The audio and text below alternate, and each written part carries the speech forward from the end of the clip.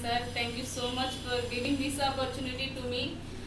Actually, I don't have that much of courage to crack these interviews, but sir said you have to crack this interview. You will get the if you will get a job, then happy. Otherwise, you will try next. Then I send resumes.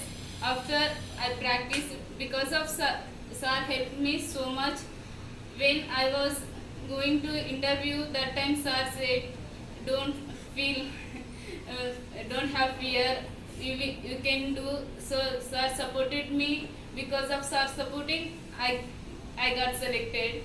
So firstly I was not joined here, but when sir started this institute, I joined in middle of the course. At that time I had fear, but sir said, don't have fear, you can do. So like that every day sir motivating me.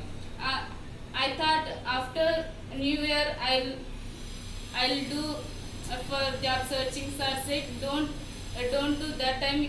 Whenever chances come, that time you will use. So that's why sir said, from that time to now I was practicing every day.